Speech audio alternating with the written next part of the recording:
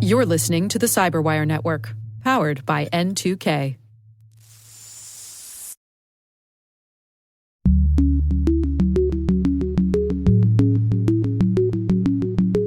Attackers are going after the data. The data is worth money. So to that degree, there's a large extent of what can insurance do to be able to help offset some of the damage and the cost.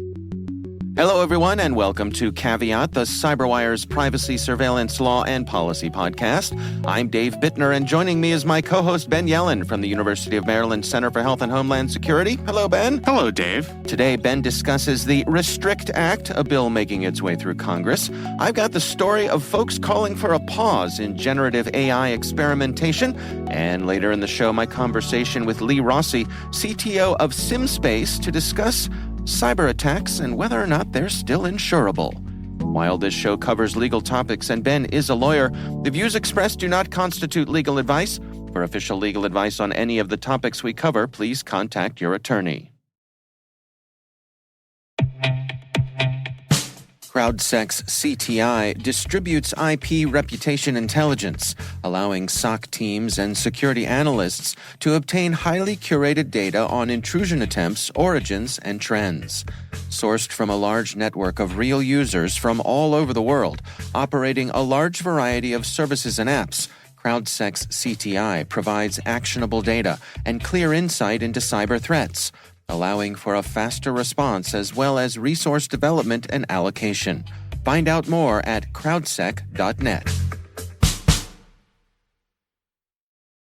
All right, Ben, we've got some good stories to cover this week. Why don't you start things off for us here? So I would like to talk about this bill making its way through Congress, the so-called Restrict Act. And you know, if it's Congress, it means we got a great acronym, and this is no exception. Yes. The Restricting the Emergence of Security Threats That Risk Information and Communications Technology Act. Wow. I'm going to give it a B+. Okay, those interns are hard at work coming up with these things, right? Yeah, I've definitely seen better, but I've definitely seen worse. Okay. This bill was proposed at the beginning of March by Senator Mark Warner, a Democrat from Virginia, and Senator John Thune, a Republican from South Dakota. And I think in the public's mind, this was a bill to institute a ban on TikTok. Right. That's what most people associate it with. And it kind of came as the introduction of this bill came at around the same time that the TikTok CEO testified in front of Congress and did a pretty terrible job. So I think that kind of lumped together in people's mind that TikTok was in trouble. To be fair, Congress didn't exactly put themselves in the best light in that either, right? No, nobody looked good. Yeah. Except us commentators gave us a lot to talk about. Right. But for those who were present at the hearing, it certainly did not go well for either TikTok CEO or any members of Congress. Right. So this Restrict Act does more than simply ban TikTok. In fact, it doesn't explicitly ban TikTok at all. The word TikTok or its parent company ByteDance or even social media itself, those are not mentioned in the legislation. Instead, the bill gives the power to the Secretary of Commerce to, quote, review and prohibit certain transactions between persons in the United States and foreign adversaries regarding information and communications technology. So the way the bill works is that the Secretary of Commerce would have authorization to identify, deter, disrupt, prevent, prohibit, investigate, or otherwise mitigate, including by negotiating, entering into, or imposing, I'm going to run out of breath, or enforcing any mitigation measures to address any risk arising from any covered transaction by any person or with respect to any property subject to the jurisdiction of the United States. If this threat comes from either one of the identified foreign adversaries or if the secretary, through a special committee, identifies a new foreign adversary, then they could take similar action.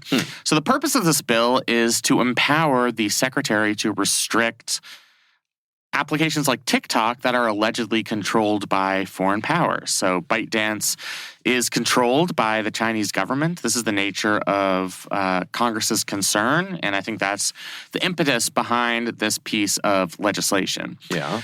When this was first introduced, I think there was pretty bipartisan support for the idea of banning TikTok, even though to many of us who are not involved in politics, it seems like a pretty radical thing to do, especially with 200 some odd million users.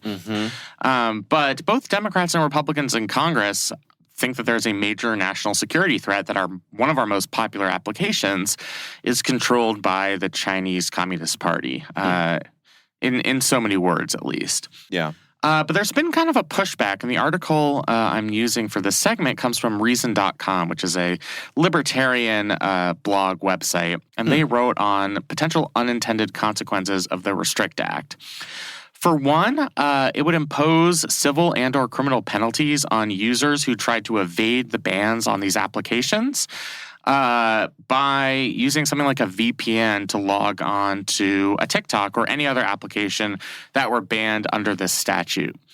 And this is really one of the purposes of the legislation. If we're going to actually ban something, we want to make it punishable, or at least impose some type of civil or criminal penalty on individuals who try to evade that ban using a VPN. But that certainly would be a major inhibition on people's privacies, especially privacy professionals and those who have taken an interest in digital privacy, believe strongly in the power of VPNs, of concealing one's identity online.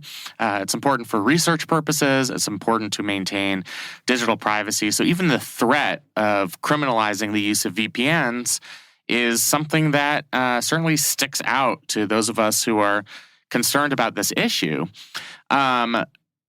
The civil penalties we're talking about here can be rather hefty, $250,000. The criminal penalties would be up to 20 years in prison. That's more than murder. It is more than certainly something like second-degree murder or voluntary manslaughter. Right. I mean, it's kind of somewhat crazy. Okay. Now, in order to actually be punished for that, you would have to be engaged in sabotage or subversion of communications technology. That would be really hard to prove, but if there were a Justice Department that wanted to set an example, and we've seen stuff like this happen in the past, they could really throw the book at somebody for simply logging on to one of these banned applications using a VPN. Yeah. Then the other threat is that, this is supposed to be targeted to international actors. So applications or companies that are controlled by our foreign adversaries. But it could also be employed against new adversaries that the government itself identifies. So we're giving the power to the Secretary of Commerce and a special government board to determine who those foreign adversaries are. And there are no clear criteria in establishing what counts as a foreign adversary for the purpose of this bill. So there's concern, and this is expressed in this Reason article, that the bill could be used to block or disrupt something like cryptocurrency transactions or Americans' access to open source tools or protocols. And that's something that would fully be within the purview of the executive branch once it's granted authority under this bill. And that would go far beyond banning one problematic application.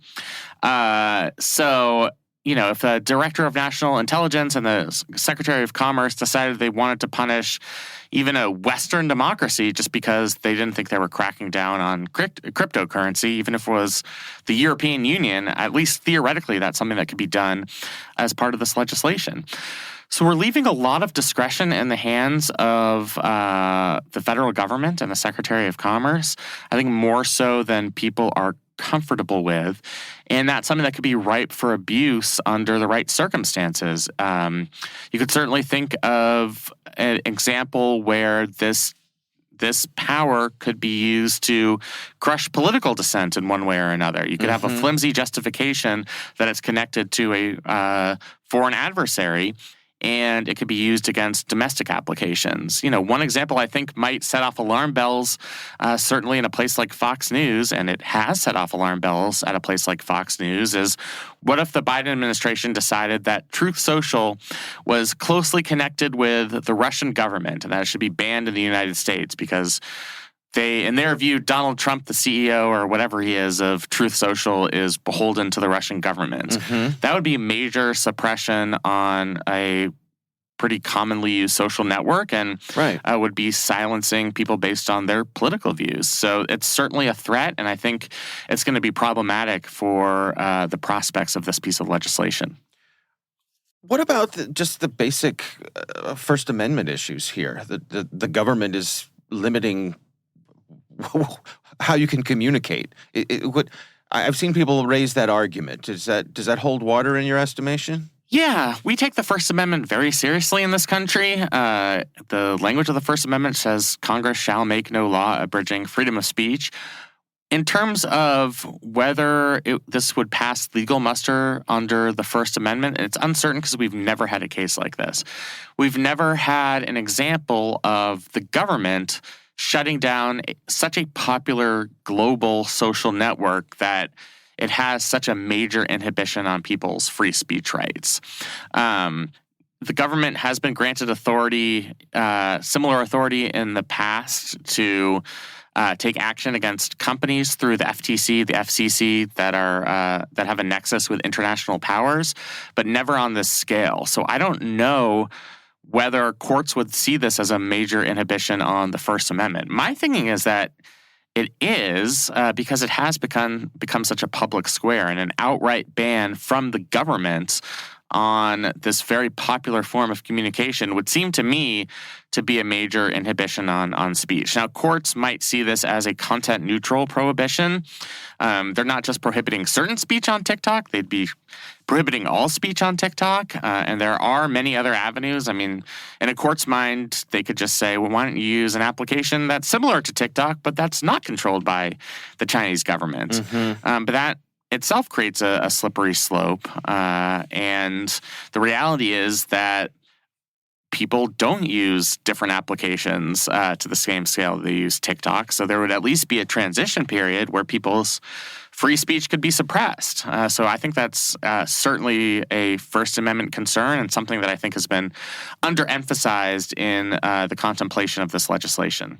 The other counter argument that I've seen, and there was a really good editorial in the New York Times this week, and forgive me, I can't remember who wrote it, but the case they were making was that we're really going after the wrong thing here, that what we need is some sort of federal privacy legislation, because if you ban TikTok and the Chinese government wants to know where you're going, who you're talking to, or all those other things we've talked about here so often, they can just go buy it on the open market. Like, banning TikTok doesn't stop. It may make it less convenient for the Chinese government if this is what they're after, but by no means does it stop them from getting what they want. No, it's like trying to, stop somebody who's hemorrhaging blood by just putting a tiny little Band-Aid on their finger. Mm-hmm. It's addressing it's sort of the lowest hanging fruit that Congress could address, because this is it's in their view, it's egregious that they have such a close nexus to the Chinese government. But really, this is an issue, as we've said, probably in 20 prior episodes of just not having a federal data privacy law that would cover not just TikTok, but all applications that are playing fast and loose with our personal data.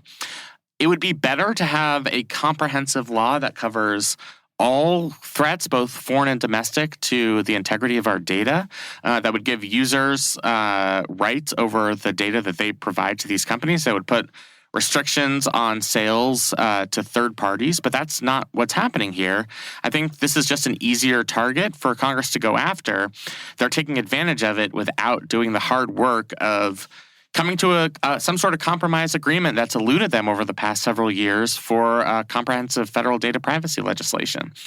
So, I almost think that this is a cop-out with just kind of taking the easy way out and avoiding the hard work that they really tried to do in the last session of Congress but couldn't get across the finish line. So I certainly am sympathetic to that perspective, even though you can recognize that TikTok does bring with it unprecedented levels of risk, considering how many users it has and how closely it is monitored by the Chinese government. But Again, these are all problems that would be better addressed with a comprehensive federal data privacy law, and not something like the Restrict Act, which is trusting the federal government and our agencies to police applications that it finds objectionable or that it finds are controlled by foreign adversaries.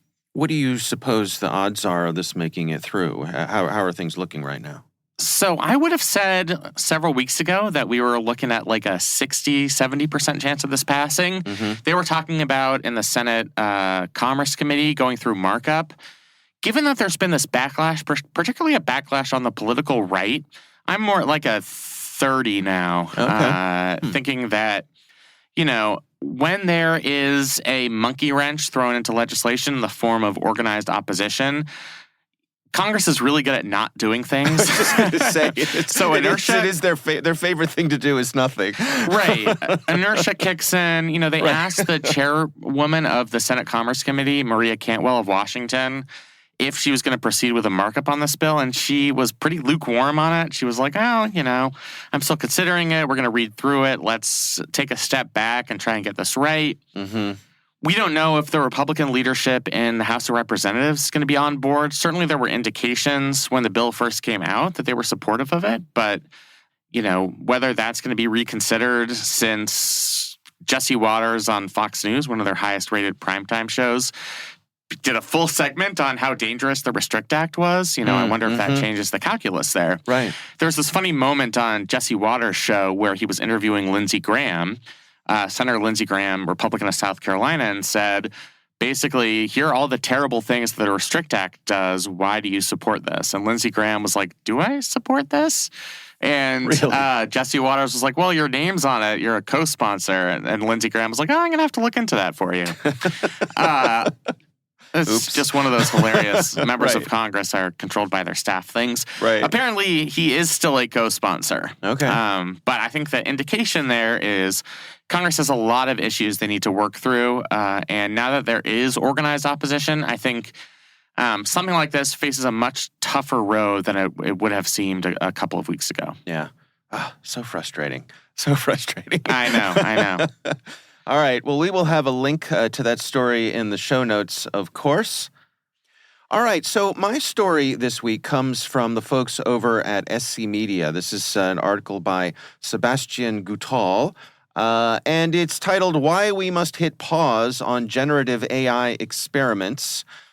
This notion has been making the rounds. So we saw a letter from, I want to say, a bunch of well-known tech leaders. I want to say, like, Steve Wozniak was on the list of folks who Didn't Elon Musk sign on to it? Could have been. Yeah. Could have been. Yeah. So, maybe not fair to say the usual suspects in this case, but folks who are of note, who have some experience and noteworthiness when it comes to tech things, have gotten on board with this idea of putting a pause. In this case, they're talking about a nonprofit called the Future of Life Institute. They published an open letter calling for a 6-month pause to study the effects of generative AI and how we can innovate more responsibly. The idea here is that things like ChatGPT, things like DALL-E, which is an image generator, these have kind of been released onto the public, and the public, of course, has been captivated by them. I know I have. And we're playing with them, and we're finding all of these things that these things can do. GPT-4, for example, I think it's sort of like the 90th percentile of the bar exams, something like that. I mean, beat me probably. Yeah, right. I'll never know my actual score, but certainly I would guess ChatGPT 4.0 exceeded my capabilities. Right. So the notion here is to stop development on these while we figure out how we want them to fit into our lives and do so in a responsible manner. I guess there's a part of me that understands the impulse here, but I'm really having a hard time seeing how this could possibly happen on a practical level, given our global marketplace. If we hit pause here in the United States, China's not going to pause. Russia's not going to pause. Who else is not going to pause? What do you make of this, Ben? Do you agree with me that the impulse is coming from the right place, but it might be hard to implement? Yes, I do. I think we have yet to fully understand the consequences of generative AI. It is so new. I mean, they talk about in this article how it's affecting professions ranging from art, teaching, journalism, the legal profession, real estate, software development, and whether this has the potential to actually displace workers or create additional negative societal impacts beyond just losing jobs. Things like copyright violations, appropriating people's creative work through generative AI. These are things that we haven't thought of because we've had this sort of dynamic process of developing the technology. And I mean, ChatGPT admitted that this was basically beta testing when they first put it out. People have loved it. And the software over the last several months has continued to develop. From a practical perspective, you're exactly right. I mean, we can't just press the pause button. There's no global order where there's some governing body that demands that all innovators pause for 6 months and show up at a couple of meetings in Davos to discuss the ethics of generative AI. That body doesn't exist. It's a collective action problem. If, let's say, ChatGPT decided that it wanted to, in the parlance of our former president, take a pause to figure out what the blank is going on out there.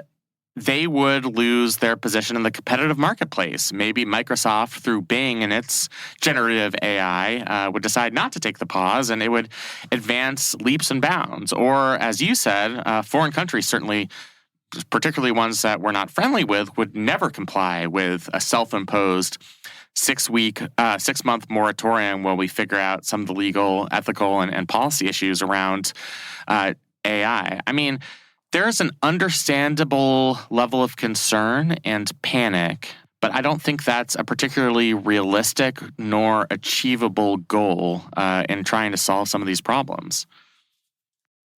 How do you suppose we could go forward then? I mean, understanding that this is a problem, but certainly a potential problem.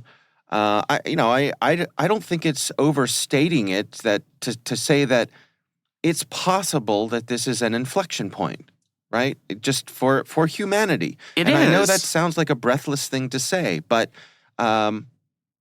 it's plausible that it might be. And so should we be careful? Yes.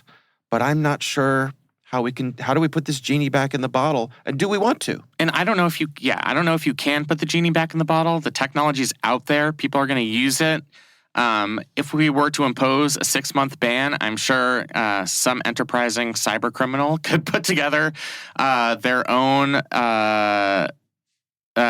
system or their own generative AI and make a profit from taking that space in the marketplace. Beyond the concerns that we've already talked about, there are cybersecurity concerns. One of the things this article talks about is Microsoft Research ran a series of experiments on GPT-4, and in one experiment, these researchers actually executed a cyber attack that hacked a computer on a local network. So it was the AI that conducted this cyber attack. Yeah. So that's just an example of all the threats that we have yet to discover. I don't know that there's certainly no way to put the genie back in the bottle. I think it's fine to set up informal ethics review boards, get some of the brightest minds in the room to try and address these issues, but you're not going to do that with some type of 6-month unrealistic pause. I think we have reached an inflection point. I mean, I think people are dismissive of the inflection point talk because we've heard that with other forms of technology in the past. Right. But generative AI is very different. We've never had artificial intelligence that's actually creating something. And that's where this is so exciting / scary for people that it's moving so quickly. Do you think there are parallels here when you think about medical ethics? Just because we can doesn't mean that we should, and there need to be guardrails on some of these things? Yes, although I'll say, in the COVID experience, we basically had developed a very rigorous process for the approval of vaccination, right? So it had to go through several years of institutional review. There were phase 1 studies, phase 2 studies. When there was a demand during the COVID period for a type of Operation Warp Speed where we could skip over a bunch of those steps and get an awesome 90% effective vaccine onto the market, people were fine moving at this lightning pace. I'm wondering if, because the tools are out there and they're so useful, I mean, certainly the marketplace would support their use. We know that ChatGPT is very popular. It's performing a lot of functions that people find valuable. Maybe that will supersede the need to go through some of these institutional steps to protect the integrity of generative AI. I guess that's just kind of a warning sign that all of the people standing atop the mountain yelling stop, those people aren't always on the winning side when it comes to these things. We have, even though you're right that in the past we've done medical experimentation where we should have considered the ethical and moral implications of that type of research, it has happened because there's been a demand for it. And that doesn't make it right or wrong. It's just kind of the reality. And we're dealing in unlike the medical field, in relatively unregulated space. I mean, there's no governing board controlling AI. We have federal agencies that might dip their toes into it, but it's not like we have institutional players that we do in the medical field like CMS. I mean, this is comparatively the wild, wild west here. So I just don't know that we have the capability to just stand in front of this train and say stop. Reminds me of the interview I had with Richard Clark about his book about Cassandras. You know, the people who sounded the alarm, had the warnings, and everyone poo-pooed them, and they turned out to be right. Yeah, usually the people who are poo-pooed in the beginning, like Richard Clark, who was poo-pooed through several presidential administrations, right? Very frequently they end up being vindicated. So I'm not saying that the people who signed this letter, and again, these are very prominent people, they're not wrong. I mean, we are in uncharted territory. This does present a great level of risk that we just don't understand.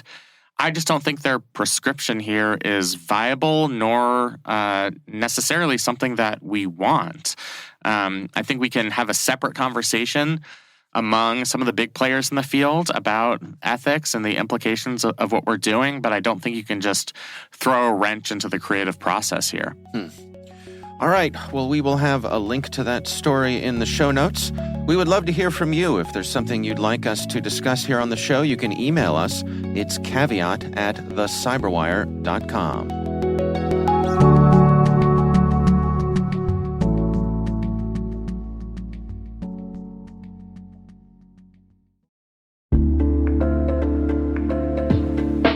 And now, a word from our sponsor, Mimecast. You're wondering if you need more email and collaboration security. Because, as it turns out, just protecting your workspace with M365 isn't good enough. You just watched your entire company grind to a screeching halt, all because someone opened a phishing email. Next time, don't rely on one-size-fits-all security. Protect your inbox with Mimecast and diversify your security stack. For a free trial, go to mimecast.com and keep your business from, falling apart.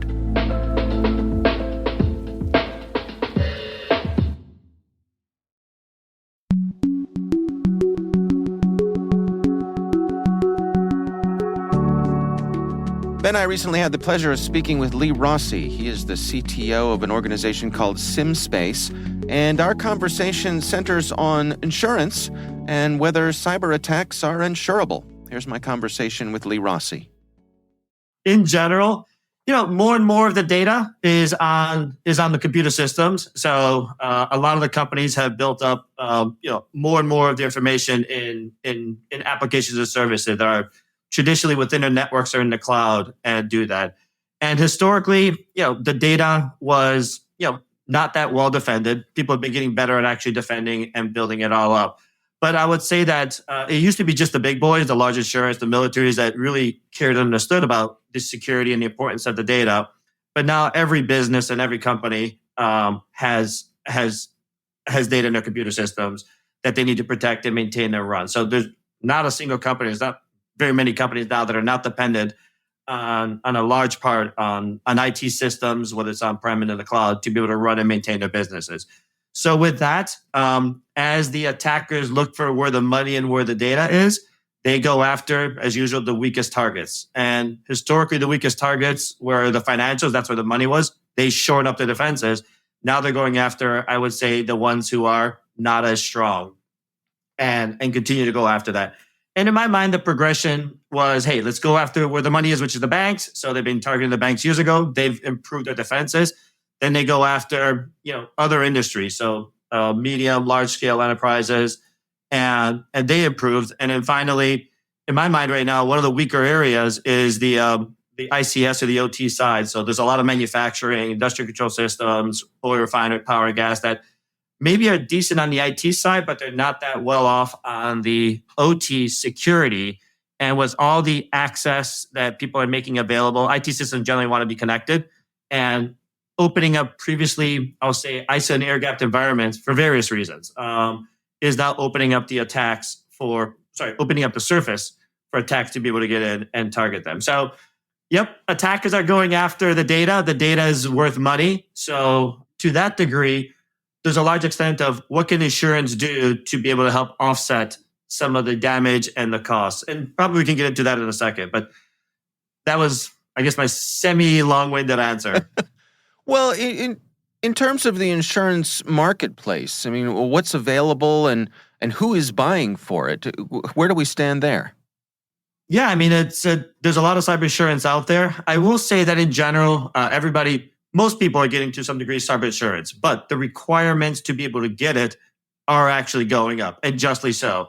Whenever an insurance company is perhaps losing more money than they're bringing in, they're going to start tightening things up. So the requirements to be able to get insurance are going up, which is a good thing. And to get insurance, they're demanding that companies show that they're doing a better job at providing some defenses to be able to do it. Because no insurance company wants to be able to just say, hey, sure, I'll give you X amount of money for a very weak setup. It's kind of like insuring, I'm going to make my stupid analogy, but with climate change that we were just talking about, insuring people on the shore that you're going to get flooded every other year. So that's just, you're asking for damage. Yeah. I mean, it's interesting. Regular listeners of this show will know that I've often wondered if cyber insurance is going the way of flood insurance, in that it's, the federal government are the only ones who are out there backing up flood insurance because it's not reasonable for the private sector to absorb those costs. The costs are so astronomical when they happen. It's not a bet private industry is willing to make. I think there's, again, I have no issue, experts in insurance, but my feeling is it's probably halfway. It's probably going to end up to some degree there.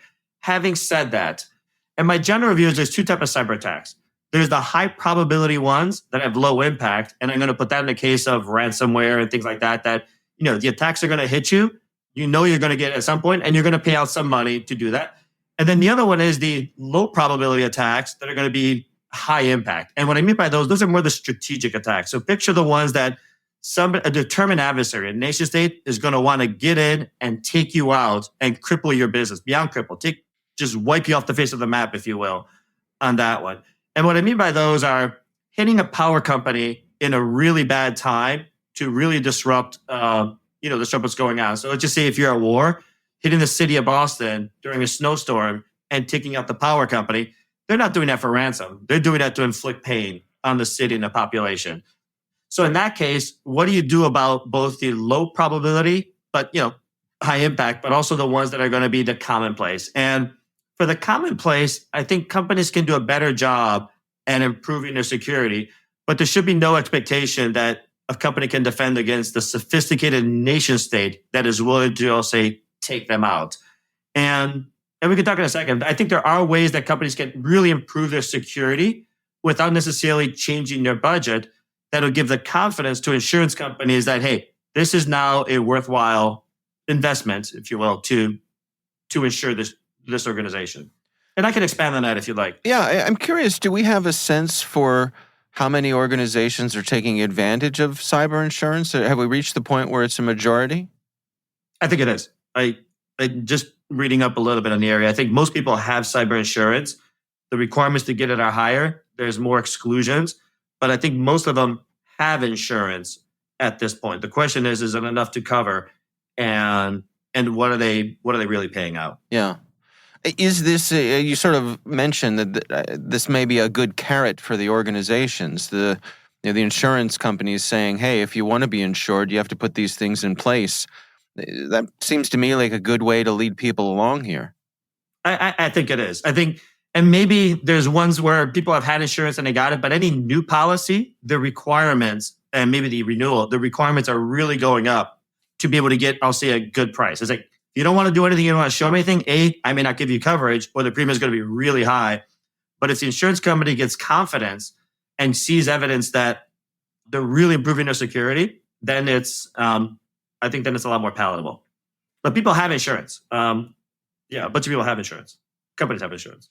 What are your recommendations then? I mean, in terms of the things organizations can do to better protect themselves? Yeah, I think this is my opinion over here, obviously. So I think a number of companies have made investments in cybersecurity and they continue to do that. And speaking a little bit historically, they have bought a lot of tools. They've recognized that they need to have people to be able to run them. So it's not like people are doing nothing. They're spending the money. They're recognizing the potential loss in terms of reputational risk, dollars, other things. So they are investing the money. The question, though, now is how are you making sure that the investment is good and you're actually improving? And let me make a little bit. Let me build on that. Throwing more money at the problem isn't necessarily going to help fix it per se. So in other words, buying more tools and buying more stuff doesn't help. What I think Shop needs to be able to do is figure out what are the right tools that you want to be able to actually focus in on. And these can be by area, your firewalls, your network detection response, your endpoint protection. What are those right set of tools? And then here's the key is how do I make sure that the security team members that I have in my SOC and other things are really skilled and proficient with those tools to be able to rapidly detect and respond. The longer somebody is in your network, the more likelihood the damage is going to be. And I'm going to assume that organizations are going to get breached. So assume they get in. Now the question is, how do you reduce the dwell time, or how do you keep them? How do you detect it as quick as possible? One challenge is I think many shops have way more tools. I already know it. Many shops have way more tools than they need. So they spent a lot on tools. But if you assume that the real damage is post-breach, then the question is, it's the operators that have to be able to rapidly know how to leverage those tools, detect the attacks, and then knock them out or restore it before they can really get too damaging. So in my mind, it's the right tools, which means fewer tools, but operators with the right skills to be able to actually really take advantage of them. And then part two is we can't think of it as an individual sport. It's more like, in my mind, football or anything else. You have to have great individual players, a great quarterback, running back, offensive lineman. But it's the team that wins the games. It's the teams that's able to kind of rapidly pull everybody together, figure out what's going on. So your host guy, your network guy, your firewall guy, your SIEM guy, rapidly converging on what may be looking suspicious, identifying and remediating it out. So effective and well-trained teams with the right tools is a much better strategy in my mind to be able to do that. And then the question becomes, how do you build up strong, effective teams to do that? So in my mind, people have made investments in tools, made investment in people, but now how do you actually make sure that they're an effective and ready team? And that doesn't come with throwing 5 more tools at it to do it. More tools basically means more distractions because the team can't focus in on the real stuff. Yeah, I'm curious, getting back to what you touched on with things like OT and IT security, critical infrastructure, keeping the lights on, all that sort of stuff. I realize I risk stretching the analogy here, but is there or should there be some sort of federal backstop here, a cyber equivalent to FEMA? Probably. Yeah, and especially for the regulated industries and the ones that, say, the utilities, the power company, the other ones that don't have like these massive budgets to be able to actually put into that. Their margins, I think, are pretty low to do that. But I'd say that there's a couple of trends here that, independent of the FEMA-like things, that they can actually do to protect themselves. So the OT portion of it has generally not had a lot of cybersecurity on there. They're much more focused on maintaining, keeping the production lines running. So keeping everything operating with not as much emphasis on the security. I think that's starting to change a little bit. I'm talking about the specific OT portion of that side of it. But to that point is, since the security has been relatively weak, it's basically shifting the landscape for the attackers to be able to get into it and go through it. Colonial Pipeline is probably a good example. I think if I remember right, it was Cobalt Strike, a $3,500 attack tool, was used to get into the IT portion via no-secured VPN. And that encrypted, or that took offline the billing database of the billing system, which had nothing to do with the OT component per se, but they shut the system down for a couple of days because they couldn't actually figure out what was going on and how pervasive it was in there. But just like the rest of the financials and others, I think the shops probably will do a better job at getting better, but at a certain point, like utility is probably not well equipped to deal with nation states. But they should be equipped to deal with like ransomware and annoyances. Where do you suppose we're headed here? Do you anticipate something more towards an equilibrium? Over time, yeah. Yeah, I do. And I think people are recognizing the problem. They are across sectors. They're starting to recognize the problem. They're putting investments into cybersecurity. They're now trying to optimize those investments. The attackers are going to continue to be there. Wherever the money is, that's where they're going to be going after, or the strategic target. So as the defenses get better, the attacks get better, and we can continue through that. But even if you look at where we were 10, 20 years ago, I've been playing around in this for 20-some years. There really wasn't much security 20 years ago across these networks and these enterprises. And the intelligence, the DoD, others had a field day with trying to get in. The securities are getting a lot better. The teams are getting better. So I think over time, there probably will be an equilibrium to be able to do that. And it won't be just a few guys in the basement or a few guys just kind of taking out big companies. It's going to revert back to nation states, intelligence agencies that have to get into the really hard targets to do that. But I think there will be an equilibrium at some point.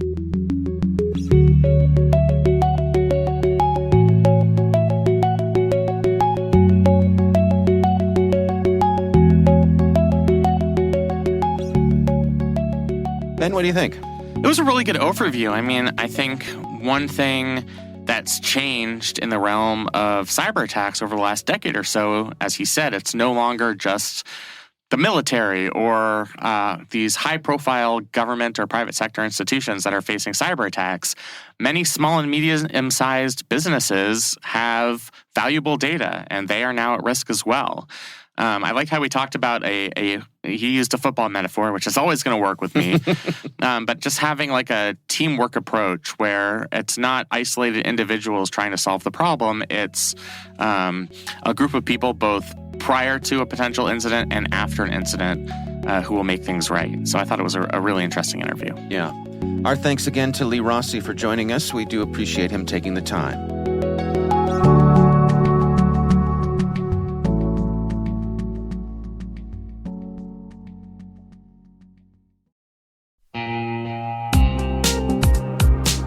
And now, a word from our sponsor, TrueFort. TrueFort knows that cyber attacks are not devastating unless they're allowed to spread. TrueFort uses the EDR agents you already have installed to provide a clear understanding of the activity within your application environments.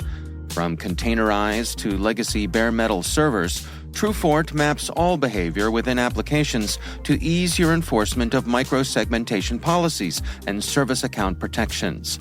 Learn why the world's largest enterprises trust TrueFort to give them control over lateral movement at www.truefort.com.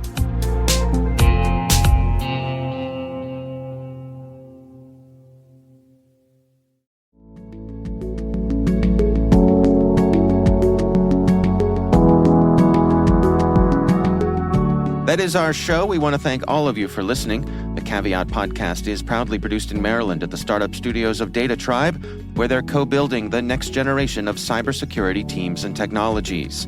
Our senior producer is Jennifer Iben. Our executive editor is Peter Kilpie. I'm Dave Bittner. And I'm Ben Yellen. Thanks for listening.